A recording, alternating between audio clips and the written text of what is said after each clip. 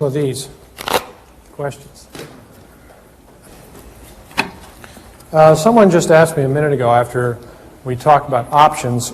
He said, okay, I understand I should buy out-of-the-money calls at the low of wave 2 and sell them at the top of wave 3, but where do I buy them if you're in a correction? Same place. If you have a 5, you want to buy them here and sell them here. If you have an ABC, you still want to do it at the wave 2 and wave 3. On the wave 2 rally, you want to buy your puts, sell them here. Buy them there, sell them there. The rest of the time, forget it. So it's always a second wave to third wave proposition. Because you've got so much evidence. Within this decline, it's 5 waves down, and this rally is 3 waves up. And that's really an after-the-fact evaluation. The interesting thing about entering an option trade this way is that it's very high confidence, and you've got all sorts of evidence because you've already had the signal that the trend has changed. You don't have to buy the exact low and guess the end of a corrective pattern, as an example. You can wait for the first 5-wave move and then enter on the 3-wave counter-trend correction. Okay, this is a good one. When assessing waves of smallest degree on hourly charts, when does one ignore a squiggle and when does one count it as a wave? The answer is never. All those squiggles are there for a reason. He said, I noticed some were ignored in some of the charts and wanted to know why.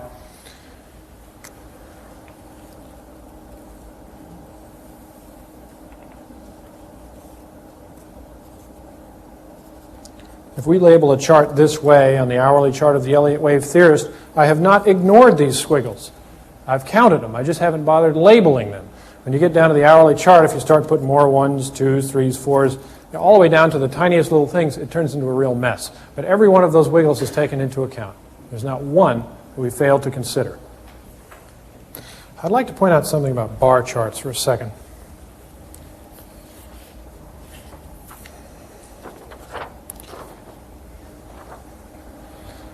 It can be a mistake to look at a bar chart and come to conclusions about the wave count on the smallest observable degree, because there appears to be information on here which is reliable that may not be reliable. If in the bar chart you have an upward close and a down move and an up and a down close and an up and a little down, that doesn't necessarily mean that's 1, 2, 1, 2, or 1, 2, 3, 4, because in reality, even though this little pullback showed up, you had a long trading day where all sorts of things were going on that do not show up on here. For instance, you could see what looks like a 3-wave rally on a bar chart.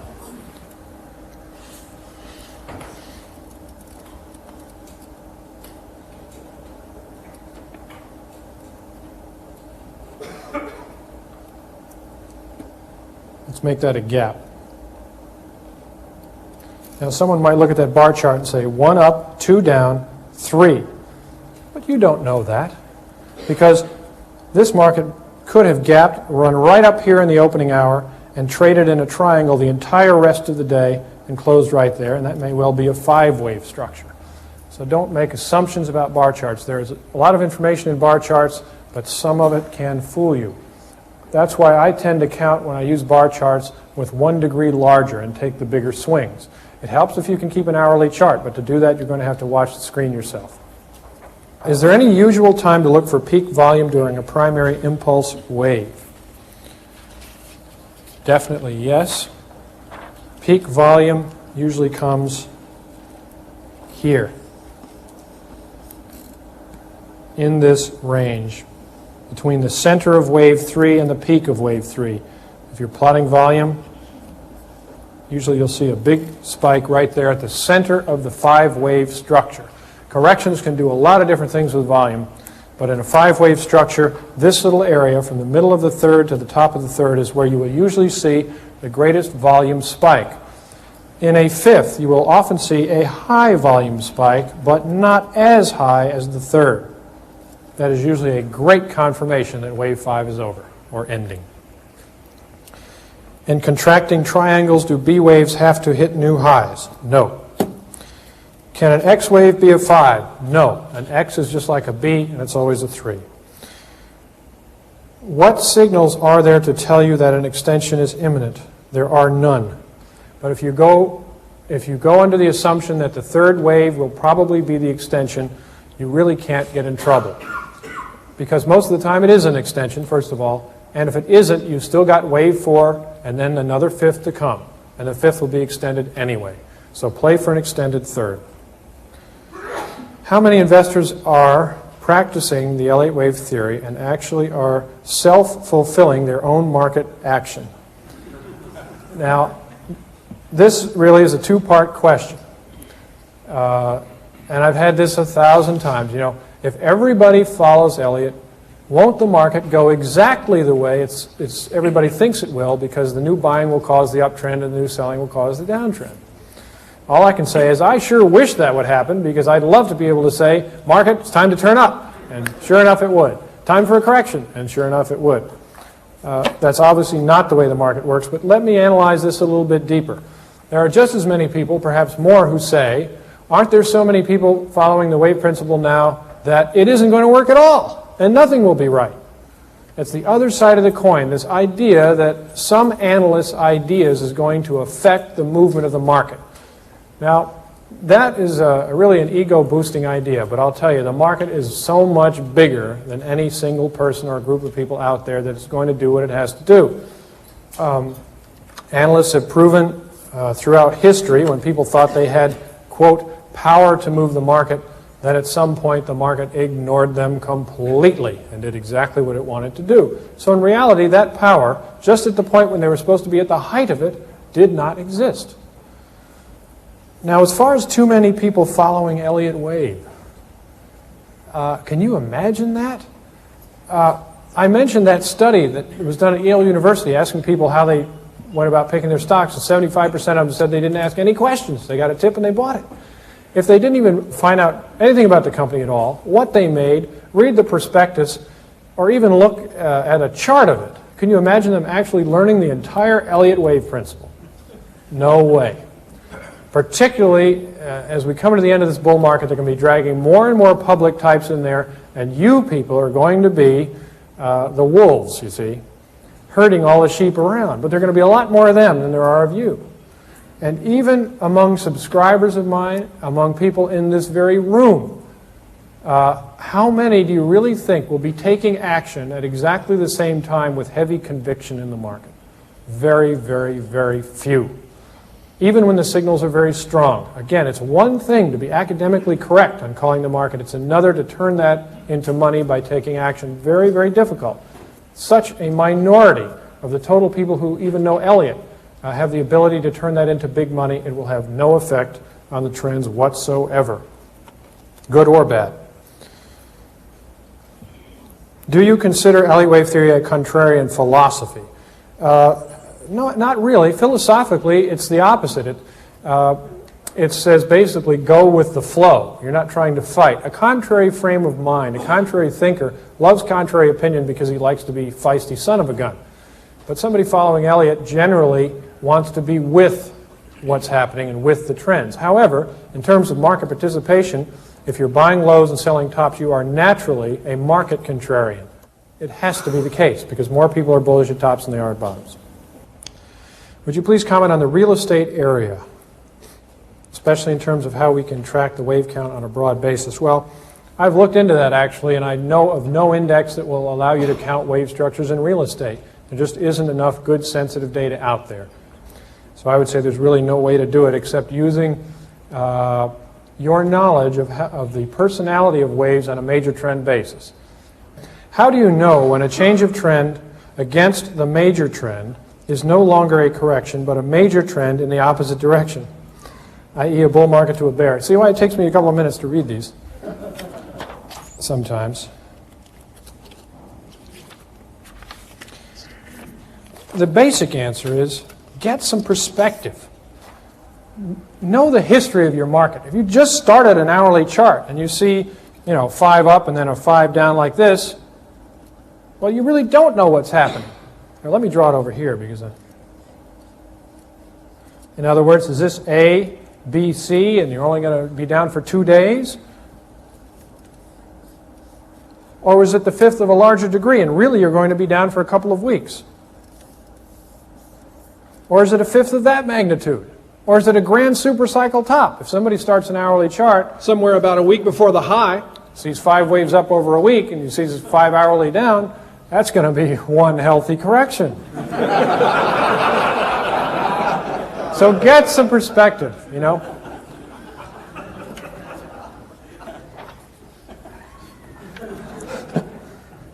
That'll surprise him, won't it? Oh, can a triangle alternate with a triangle? I think that contains a contradiction in the question in waves 2 and 4. No, there's no alternation there. Now, a triangle can alternate with the flat family or the zigzag family, but not with itself. And there's another reason for that. We mentioned that triangles never, or virtually never, depending on whether you argue over 1 or 2 points in history, occur in the second wave position. They are formations which precede the final move, so they wouldn't show up in the second wave anyway.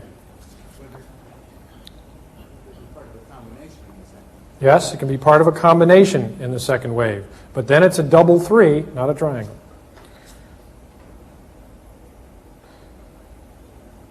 Oh, this goes back to a question we did touch on earlier, but generally when any one method is too widely used, its usefulness is reduced. What do you think of Elliot and so forth?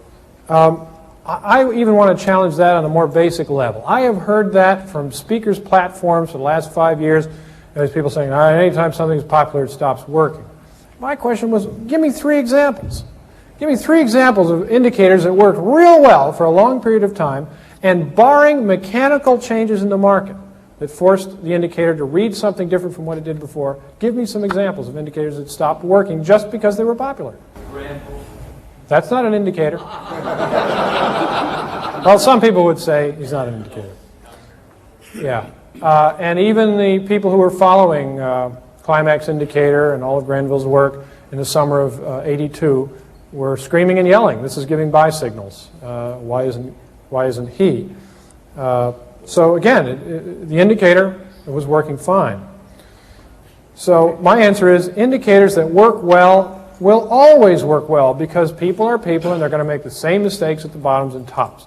If there's a mechanical change in the market, like the introduction of options, and maybe that messes up the short sale ratio, well, that's explainable from mechanics. It has nothing to do with the fact that it got popular. Even the odd lot statistics, other than short sales, that was just the buy-sell, still have a great deal of validity, even after all these years. Fascinating that an indicator that works is absolutely no guarantee that anybody's going to bother following it. If it's a little bit difficult to keep up with, I say, yeah, I need something easier. In a flat correction, does wave C always fall below wave A except in the rare running correction? The answer is yes. Always look for C to fall below A. Failures are terrifically rare in corrections. Please talk about the data needed to make good hourly charts. Well, you can get your hourly data out of the Wall Street Journal. Other data is available all through that Wall Street Journal. Most of it's there. Barron's has some, and most of the quotation services like Commodity Quote Graphics or Quotron have a good deal of data stored up. You have to get their books and read them to find out how to dig that data out of the system. Can diagonal triangles extend? No. A diagonal triangle is a diagonal triangle, period. Extensions can occur in impulse waves 1, 3, or 5. Can extensions occur in impulse waves A or C? Well, they can occur in waves 1, 3, or 5 of C. For example, A, B.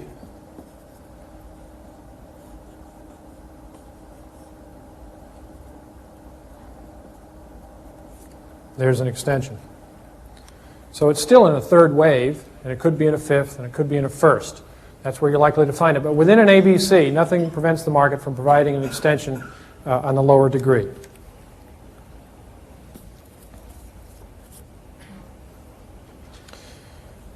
In reference to the personality of corrective waves A, B, and C, what may be different if the correction is a triangle? And do D and E exhibit definite personalities? Well, I almost answered that question, no, but I thought about it a bit, and we have noticed a few things about the last waves of a triangle. The D wave often has a very large burst of volume. We've seen several indications of that. And I believe that that is a hint or a kickoff that something is about to happen. If this is a triangle, you're about to get a thrust. And the D wave in here is going in the direction of the next big move. And sometimes, some stocks, for instance, when there's big volume here, have already turned up and thrusted. And you find a lot of volume in the D, and then you sink back in the E, and of course make everybody miserable, and then all of a sudden you do get the thrust. And there is something worth knowing about E waves as well. The E wave is the last move, and as an example, I'm going to draw a triangle in the declining market situation. One of the pages in the book showed a contracting triangle in silver. And Dave showed how it burst through the upper trend line right at the end, and there was news about the Hunts being out of their silver.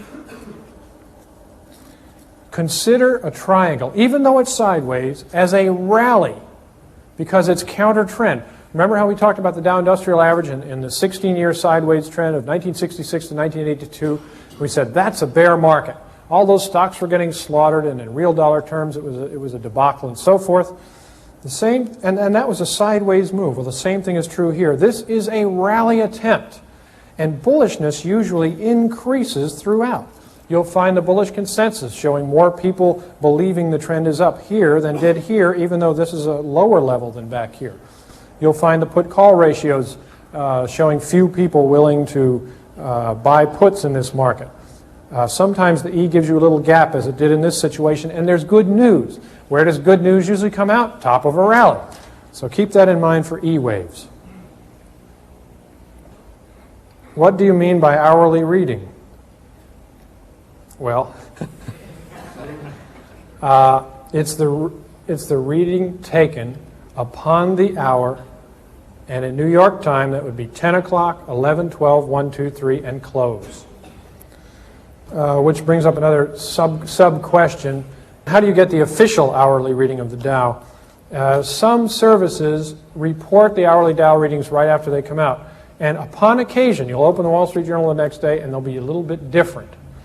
If that happens, and we went through this big flap about 2 years ago with Dow Jones and Company, they swear that their computers are the final word, and that sometimes they're reported early because it takes time for the computer to catch up and make sure it's got every transaction involved, but the officials are the ones printed in the journal. Now, if they transpose numbers, that's different. That's a typing error, and sometimes I can maybe remember 1 or 2 times in the past 10 years that's happened, but most people notice it and they call them up and find out. Here's an interesting question. The question is,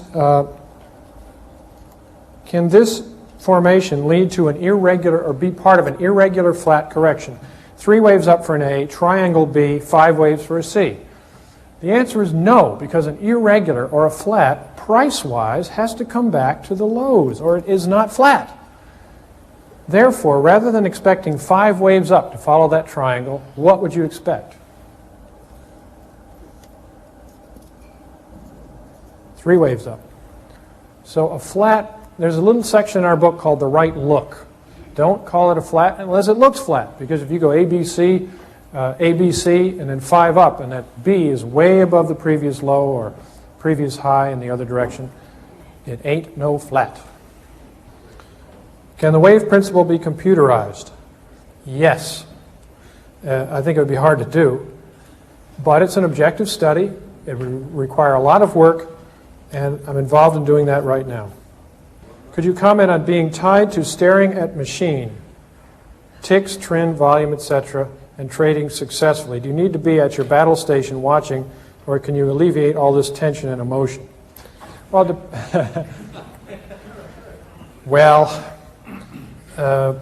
you really can tailor your trading to the amount of stress you can stand. Some people want to be in front of the machine all day. Obviously, if you're a professional chemist, you can't. Although I do know a surgeon who, over the operating table, has a bank of Quotron machines and futures contract machines. I swear. Now, would you like him operating on you? Look at that silver! Oh my! Oh, you know. This is the truth. The truth. He would call me from the operating room occasionally. You'd hear clink, clink, clink. What do you think of soybeans? You know what I mean? I was very careful to speak in a calm voice.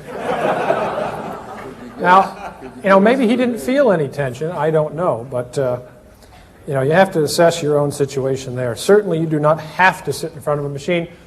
Those short-term moves can make you nervous, take your eyes off the real work, and just get in the way.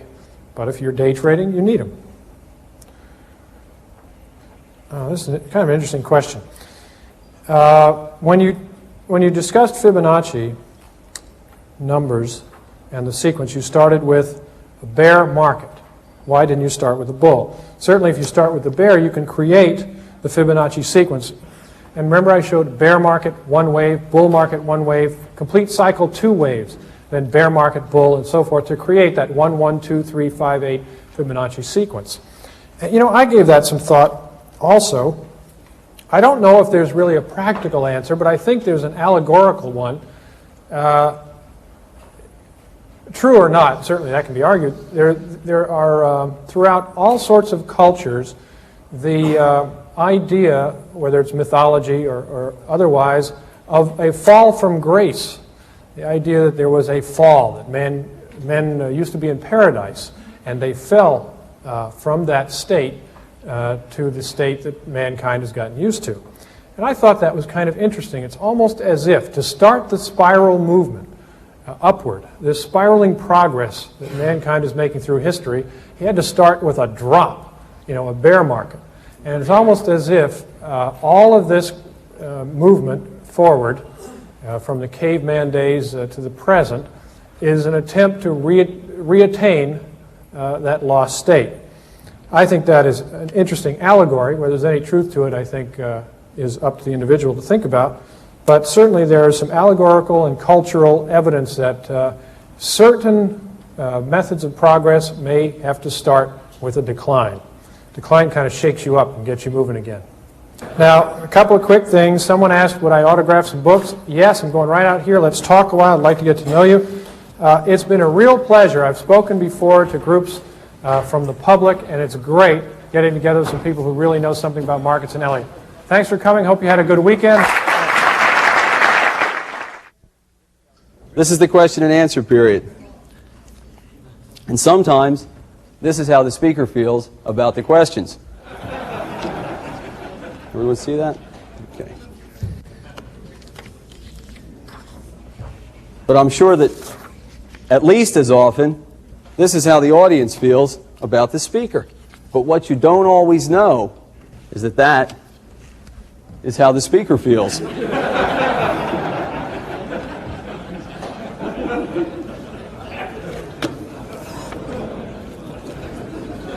Okay.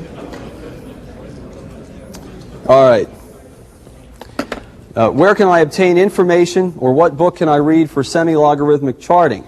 All you need to know about plotting on semi-logarithmic paper, all you need is that type of paper, semi-log paper. We carry some, if it's not from Keffel and Esser, K-E-U-F-F-E-L, and Esser, E-S-S-E-R, which is where we get our arithmetic scale paper, then I apologize, but I'm not sure of the name of the company right now. If Keffel and Esser do not have it, and you cannot obtain it from a nearby office supply store, just call the office and we will give you the name from the other paper. Please give us beginners the best graph paper to use, Keffel and Esser again. And what we use for page 2 of the letter when we show you an hourly chart of the Dow is number 47-1510. I also mentioned that I had a question about any multiples of 4.236 that we had seen. Now, this is a representation of the Dow Jones Industrial Average. This was August 1987. This was October 87. This was the low in October. And this decline was almost exactly 4.236, the wave 3 decline, times the decline from 2733 to 2515. And I wanted to point that out.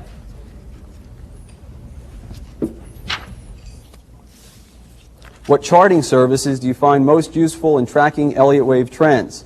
Without a doubt, definitely the charts that come in that have the wave structure already labeled are the most useful.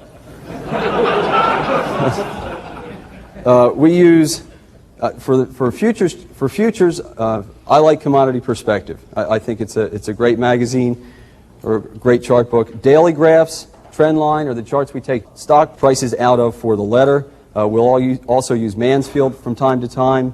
Charts from the CRB, Security Research Bureau, out of Boston, I guess. CRB is out of Chicago, I believe. If you need any of these addresses, we would be glad to provide them to you.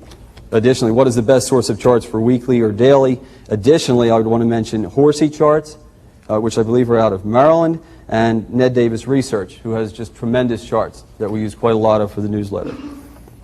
After impulse wave 5 is completed in a channel, how likely is the ABC correction to break out of the channel? Usually, rarely, or sometimes. I would say it's very likely that that would occur. And here's the question.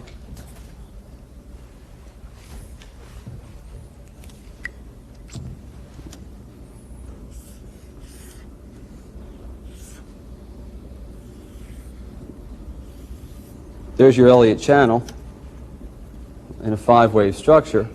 How likely is the ensuing correction that occurs, the ABC correction, to break out of that channel? Usually, I would say more often than not, it will take that channel out, because the main reason is that it's a bigger degree than anything that has occurred within there. Can you apply the Elliott wave theory to individual stocks? Since the theory, and it should be called a principle, since the principle is based on the concept of mass psychology and mass mood swings, the larger capitalization stocks, those stocks that are really representative of lots of people's interest, something along the lines of IBM or Kodak, General Motors, sometimes trace out very, very nice patterns that adhere to the guidelines and rules of Elliott. I know some people who've done some work in this area, and I think that what is even more interesting are the Fibonacci retracements. I would say that probably more often than seeing the charts that adhere to Elliott as far as rules and guidelines are concerned, the Fibonacci ratios are equally helpful in looking at individual stocks. My basic thought on that is, if you see a stock and it looks like it's counting, and it looks like it's following some guidelines of Fibonacci, use it. Why does the rule of alternation fall under guidelines and not under rules? It is a misnomer to refer to it as the rule of alternation. It is a guideline, and it is therefore suggestive. We have a lot of confidence in that guideline, and we think that it is one that you would rather see satisfied than not when you're counting. The second question is, can the rule of alternation be violated? And the answer to that is no, since it doesn't exist. Okay, wave 3 must never be shorter than both waves 1 and 5. Does that mean in arithmetic terms, or percentage terms, or both? The answer is both.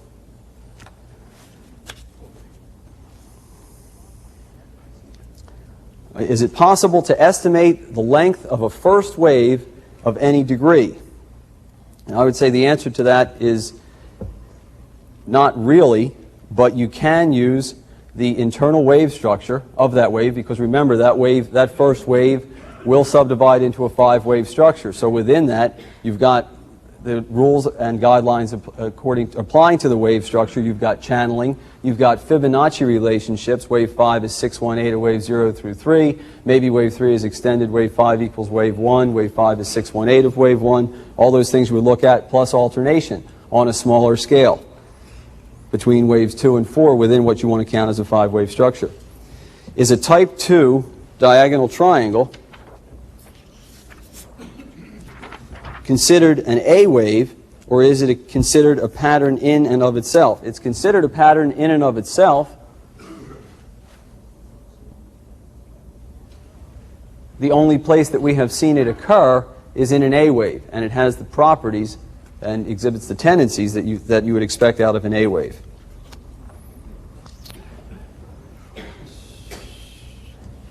Okay, this is a question about triangles, actually. In this picture, with regard to the triangle that completed the combination correction, finished cycle wave 4. Is this a valid triangle? Wave E bottoms below the trend line. Where is it relative to wave C?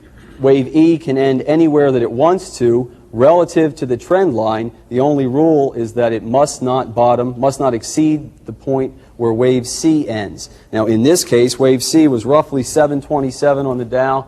That was in 1980, and wave E was August of 1982, around Dow 777. So there was no violation there, and that is a perfectly acceptable triangle. Okay, I wanted to clarify this point with regard to the rule, wave 4 cannot overlap wave 1. Let me state this accordingly. Okay. The orthodox end of wave 4 cannot overlap the orthodox end of wave 1. That's the rule. The orthodox end of both patterns cannot overlap. It is a very, very strong guideline that we suggest that you adhere to whenever it is possible, that none of wave 4 should enter the price territory of waves 1 or 2. Let me draw that.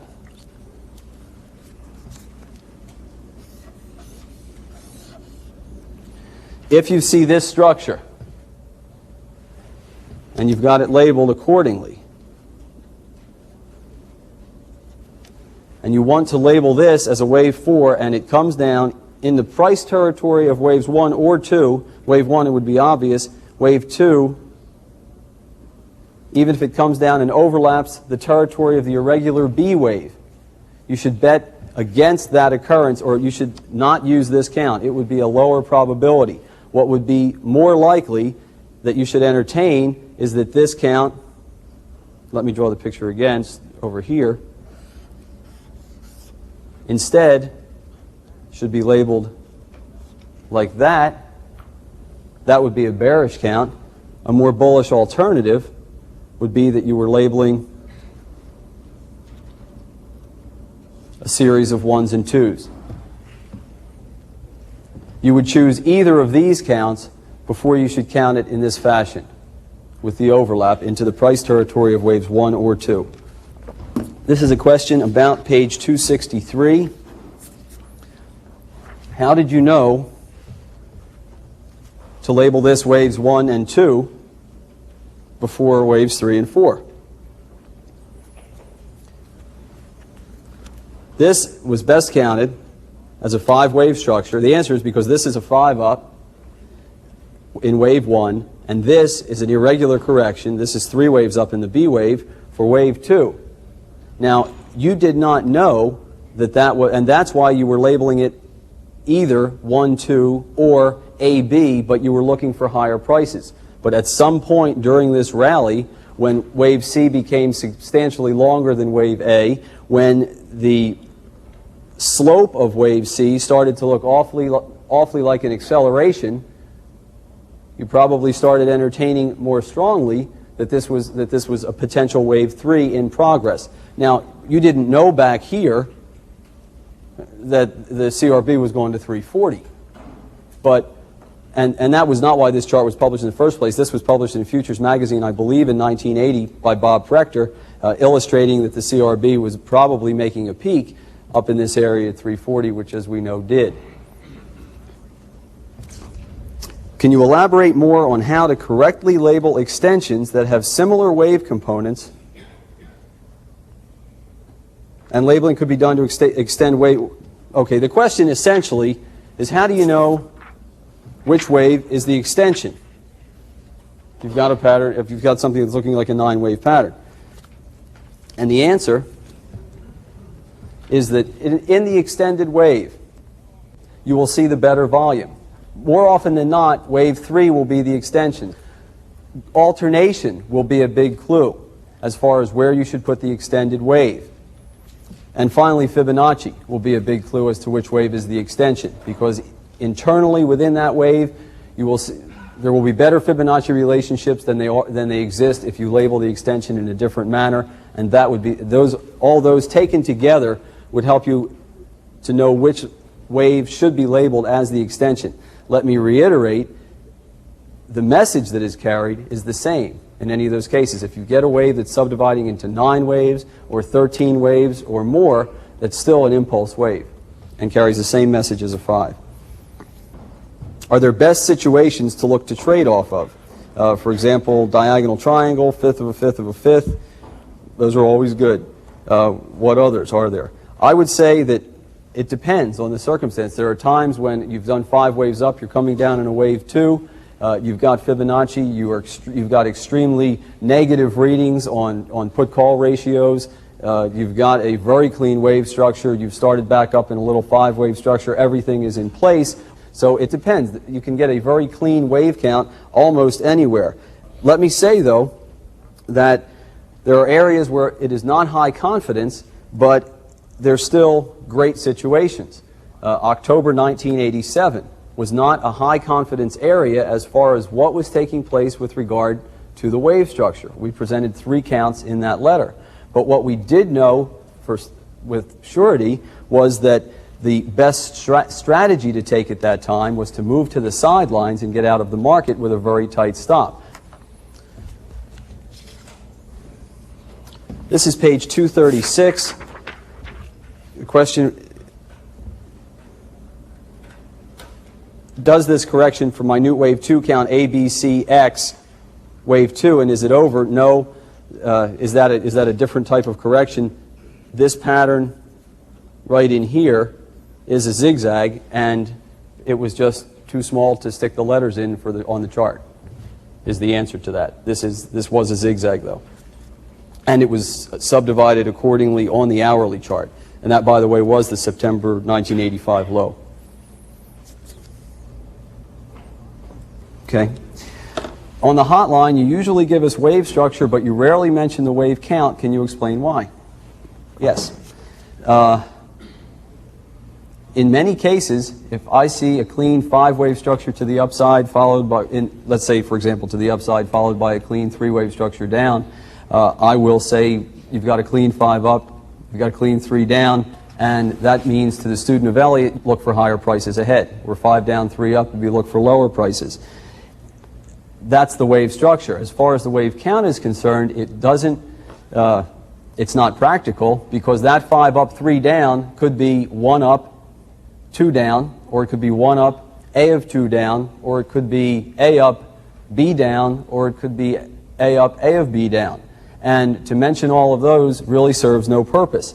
If there is a high certainty wave count that comes along, for example, the diagonal triangle that we're probably finishing for wave C in gold to the downside here, and once that wave C is complete, it will complete intermediate wave 4 of primary wave C of cycle wave X. I'll probably mention that on the hotline. But otherwise, to go through all the alternates would just take up time and not really serve any function. If you're a student of Elliott and I say 5 up, 3 down, you know what I'm talking about anyhow. If you're not a student of Elliott and I give a wave count, then it really doesn't serve any function. Does Elliott wave analysis improve one's sex life? Signed, a lonely adherent.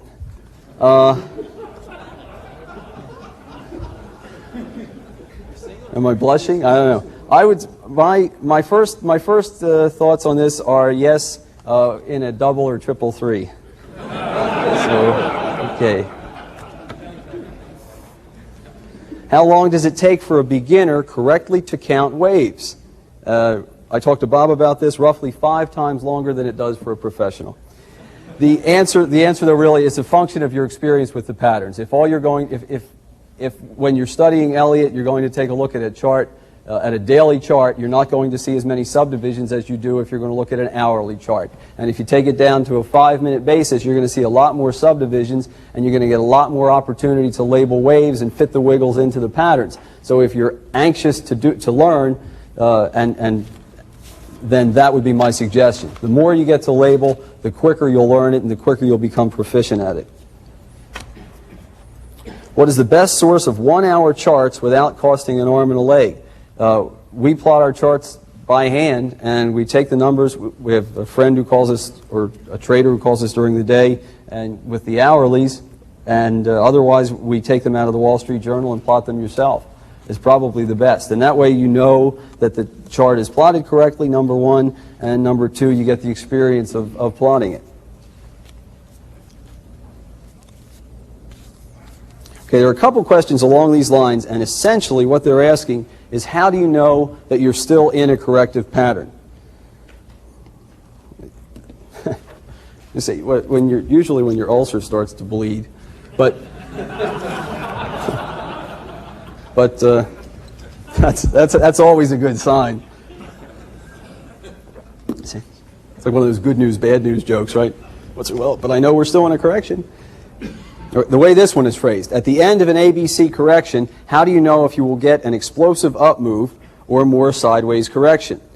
All right, you don't, but you can get a good feel for whether or not the corrective pattern is over. Now let me draw this example.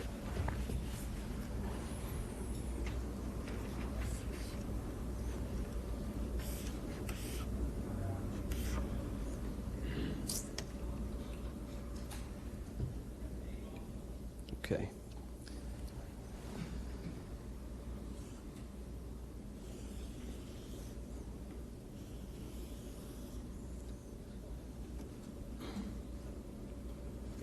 I'd like to move this wave 4. Actually, well, I'll leave it like this for the time being.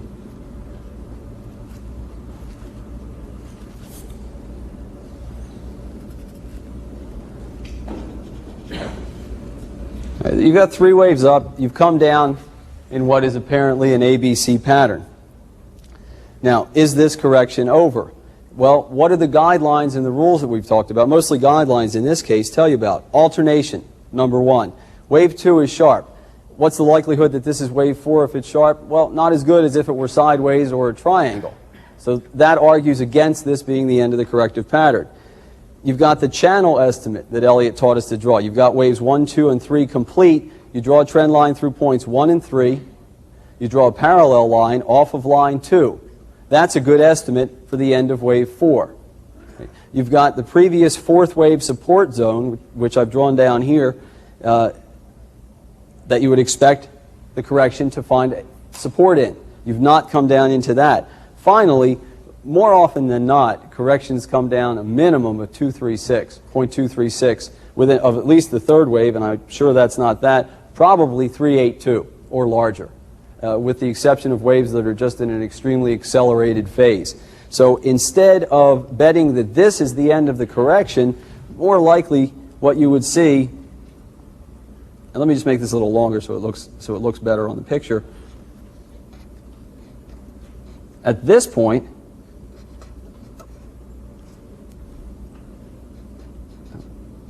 that wave C is lower than wave E. Now, at that point, it's a much better bet that that correction has ended, because now you've satisfied at least alternation with wave 2, and you've also come over to the channel line. Now, it's just, you could have satisfied a couple different guidelines, but there's a higher probability that this is the end of wave 4. Maybe you've also seen a dry up in volume. Remember, we talked about that during this pattern. You know, so that by the time you get, and this is something that we've seen occur very often, by the time you get an E wave on an hourly chart, if you keep hourly volume, you'll see the lightest volume hour that you've seen in weeks. It's very typical for an E wave within a contracting triangle to do that. So at that point, you would say it's a better bet that that correction has ended. Let me draw one other example, because there was a second question that was similar. What is the best way to assess whether 3 waves down is an A wave, or is all the correction, or just A of the correction? Let's say in this case, all you've got is 5 waves down, or is 5 waves up, and you've done a little ABC. That. You don't know whether to label that all of the correction or part of the correction, because you don't have anything to satisfy as far as alternation is concerned. In that case, I'd look more to the previous 4th wave of 1 lesser degree. Let's say you've also started up here to that point. Now, you don't know at that point whether you've begun a new impulse wave or not. But since this correction also, the way I've drawn it, is very shallow and has not even come back to roughly a 38% retracement of the 5-wave structure prior to it, what I would expect to see is 5 waves down like that to complete a flat correction in this case, before you see the market move up again. To use Dow volume or New York volume, we look at total New York Stock Exchange volume. I've looked at Dow volume. I know Bob has from time to time. I would say if you use it and find it to be worthwhile, as with any tool, I would use it. We don't specifically look at it. Can wave 2s retrace up to 80% of wave 1 and still be validly counted as the second wave of a potential 5-wave advance? Yes, they can retrace up to 100%, but not more. In a simple ABC corrective pattern, a zigzag, can wave A be longer than wave C? Yes. We looked at an example where wave C was 62% of wave A. If there is an extended first wave, do you expect that there will be a higher chance of a diagonal triangle 5th wave or a failed 5th? I don't think that we have any evidence that would indicate that you should look for that. Do you recommend half-hourly Dow charts to obtain equal segments? As opposed to hourly? We look at everything that we possibly can look at, and we use whatever is the cleanest as far as wave counting is concerned. Finally, how do you calculate the dollar-weighted put-call ratio, and how do you calculate the weighted futures premium? There is the formula for the dollar-weighted put-call ratio. Let me just tell you what it is. This is a summation. We look at the 5 most active options on the CBOE, which are usually the S&P 100. We calculate the dollar weighted. We take the price where the option closed times the volume of the option for each of the top 5, add them together, and that gives you this number. You do the same thing for the calls, and that gives you this number, and then you divide it, and that gives you the ratio. And it's been very helpful. As far as the futures premium, weighted futures premium is concerned, and I'm sorry, and then we take a moving average of that as well, but that's how to do it on a daily basis. And I should say that the idea for the weighted futures premiums, as far as I can remember, came from something that Ian McAvity used to do, or probably still does. What we look at the nearby futures contract and see how much time is remaining until that contract expires, and then take a look at its premium or discount. And we do the same thing with the back month. How much time expires or how much time is remaining until it expires, and what is the premium or discount in that future relative to the cash. What we do is take the number of weeks nearby times the premium or discount, I'm abbreviating here, of the nearby contract, and we add to that the number of weeks left until the back contract expires times the premium or discount on the back contract. And you sum that together, and then you divide it by total weeks.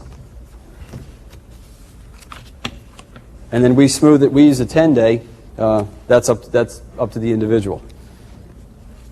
That ends my section on questions. I've really enjoyed this weekend. I've enjoyed speaking to you, and you've been terrific. Thank you very much. Thanks. First of all, I have to say, I know some of you are probably on tight schedules, and you may have to catch planes and stuff like that. Don't feel, bad if you have to walk out. I've been walked out on plenty of times before. However, I do want to say, for those of you who can stay afterwards, we're all going to be outside. We'd love to talk to you for a while. There'll be some people asked if we could autograph some books. We'd be more than happy to do that. So if you do have the time, we'd love to have you stay around just a little bit. All right, I'm going to go through these as quickly as I can, but I do want to cover some of the most important points. Here's the first one. What instrument would you use purchasing your first home now? Cash would be great. Well, he gave me two choices, though. He said 15-year fixed or a 10-year floating rate.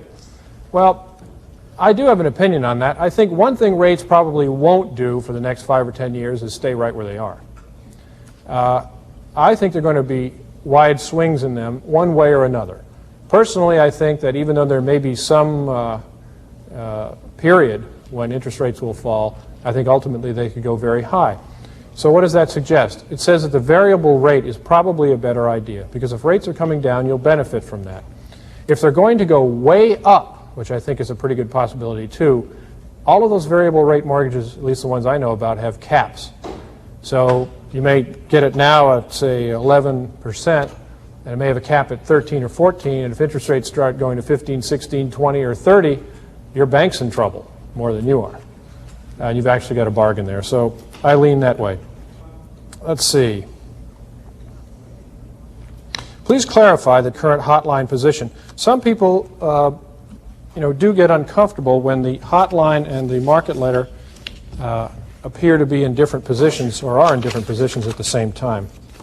Sometimes an intermediate term situation in the market letter is a 60-40 probability, like now, that prices are likely to go down rather than up. However, if you look at the hourly Dow chart for the past few weeks, you could well conclude that there's a 60-40 probability that prices on a short term are going higher, because if you hold to the bearish intermediate term opinion, which does have a slightly better chance of happening on that basis, you have to include a failure here, a very complex 2 there, which is out of character, and this may weight the short term toward making it worthwhile to take a risk on the long side rather than the short side. The most important thing is either approach must have very close stops and perhaps even strategy for reversing your opinion or your position. I know one trader who made a lot of money in the bull market of 1982 to 1987 by being short. He sold short the peaks of the rallies, and a couple days later, when he decided the big bear market he felt was coming wasn't, he'd cover. And week after week, he'd churn out a little bit of money. Now, if he was the type who liked to be bullish now and then, he would have made a lot. But he was actually successful doing that. So as long as your approach is objective and you've got your places where you can admit you're wrong, or even in the case of the wave principle, you get 5 up and 3 down and you were bearish, all of a sudden the market starts to rally, you can say, oh my gosh, so we're going higher, I better cover my short, and you've actually made money because it's below where you went short at the peak of wave 5. So please rest assured that we're taking the most constructive policy always, in our opinion. The one thing we don't want to fall for is trying to present some kind of false image and say, well, gee, maybe people will be upset if we do this, so let's do this even though it probably won't work. People will be happier. I've seen a lot of people compromise that way. I spoke to one market letter writer years ago who said he never writes anything bearish in his letter, ever. And he had all the numbers to prove it. He said every time he went bearish, he'd lose subscribers. All he wanted was markets that went up. He said he's bullish all the time. He'll just pick different markets to be bullish on, but he'll always be bullish. So he capitulated, in a sense, to what would make people more comfortable rather than using what was right. And I hope we don't do that. Okay. Here's a good one. I am invested in overseas markets and don't get high-low close data, only the close. Can I still use Elliott? The answer is absolutely yes. Just plot your closes and realize that you're dealing with one higher degree than the hourly chart might present. Don't try to trade intraday off of it, and you'll be fine. This is a little more sophisticated. If your terminal 5th wave is extended, how would you count or label the ensuing correction, blah, blah, blah. Here's a couple of blanks right here.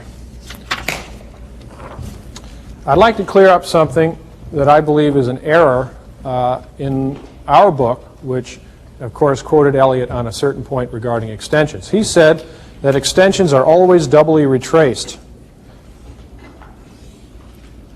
Well, Ham-Bolton decided, as I did when I first read it, that what he obviously meant was 5th wave extensions are doubly retraced because they aren't necessarily if they're in wave 1 or 3. The market can just keep going on its merry way.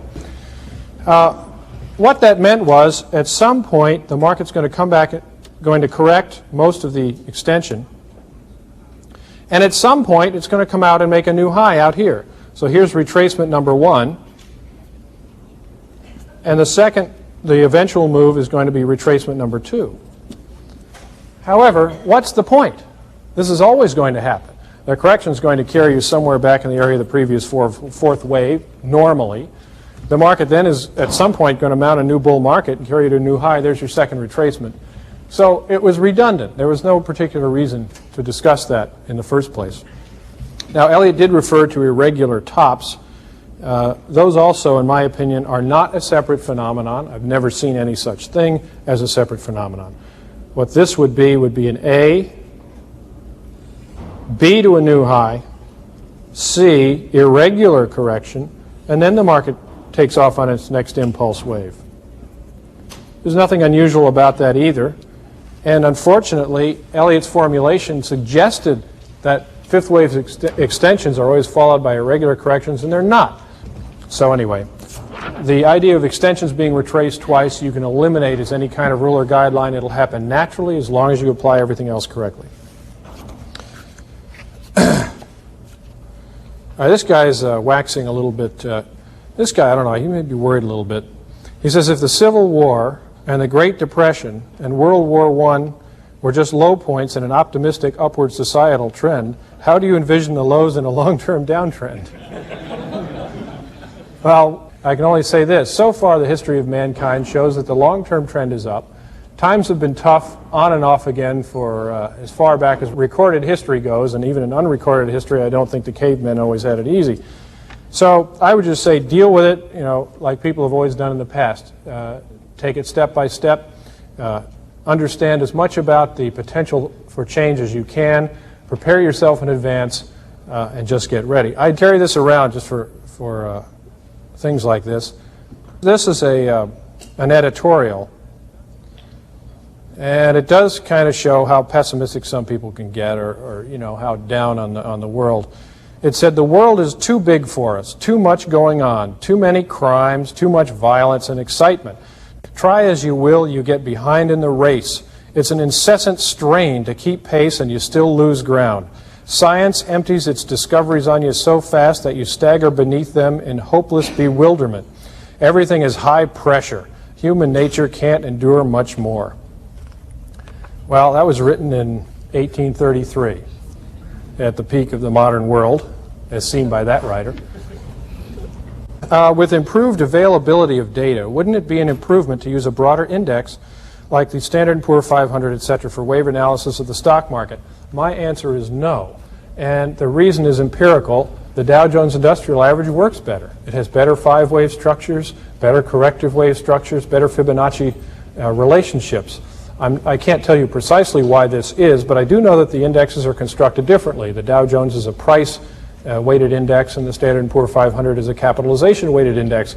There are others done different ways. Value line is done on a geometric percentage gain or loss basis. Apparently, for whatever reason, the Dow Jones Industrial Average works best. My conclusion about this is that the Dow is the index with which most people identify. So it has a certain ability to influence decisions, which is the reciprocal of the decisions influencing the Dow. If someone is turning bullish for some other reason, he may be buying IBM or General Motors. Someone else may not have had an opinion, but as soon as he sees the tape starting to move up, he decides maybe he'll do some buying. Another person is made up of a different psychological orientation. He sees the tape move up and he decides he wants to take some profits. So the buying and selling is moving the Dow Industrial Average, and the Dow Industrial Average is causing buying and selling among some other people. So it's almost a symbiotic relationship among the crowd. They're watching, each member is watching itself as a group ebb and flow, and is acting and reacting at the same time. I think that's the reason why the Dow reflects Elliott better than the other stock market indexes. To determine the higher degree waves, would it be appropriate to take a moving average to filter out short-term fluctuations? I think the answer is no. I don't see any particular reason why you should. Part of the problem is that a moving average is a time-smoothing mechanism. you can have a wave 2 last, say, 1 day, and a wave 4 may last 2.5 or 3 weeks. So on a moving average, wave 2 doesn't even show up. It hardly dents the moving average, whereas wave 4 lasts long enough to cause a pullback in it. You'll only see 3 waves up instead of 5. But when you go to analyze it, it's a perfect Elliott wave pattern. So I would not use moving averages to smooth prices to determine the wave analysis.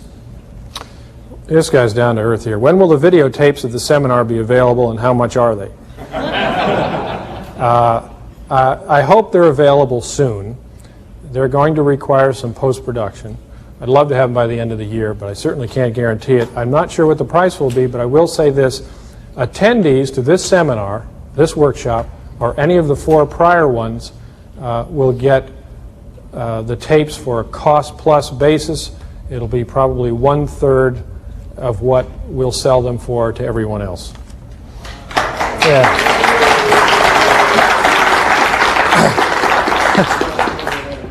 See, look at this. You're saving money like crazy here.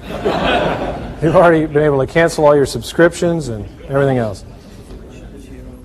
Oh, by the way, that brings up another point. Speaking about cost, there's at least one person here who took an Elliott wave course 20 years ago from Ralph Distant. It was in Chicago, wasn't it?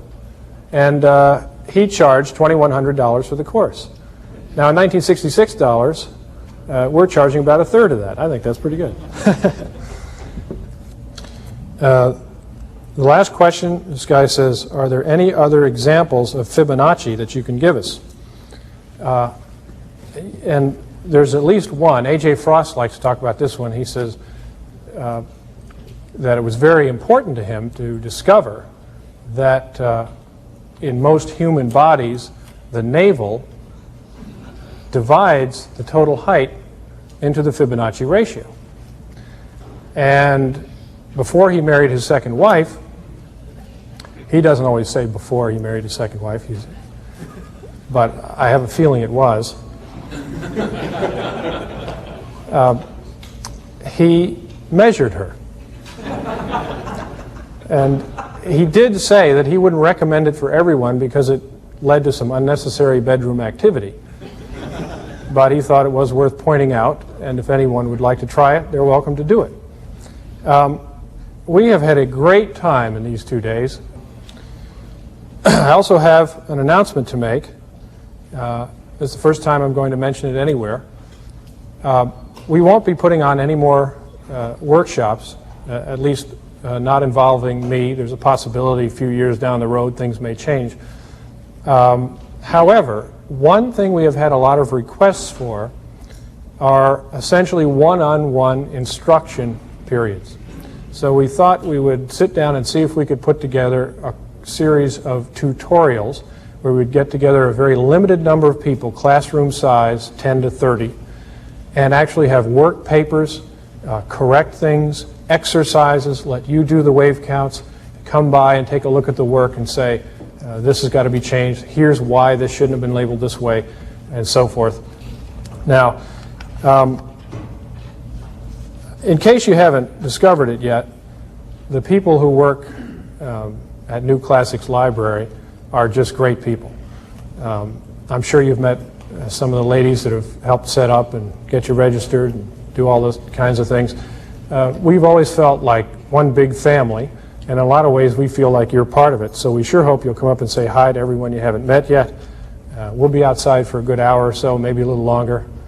It's been a very enjoyable 2 days. I hope you feel the same, and all the best to you.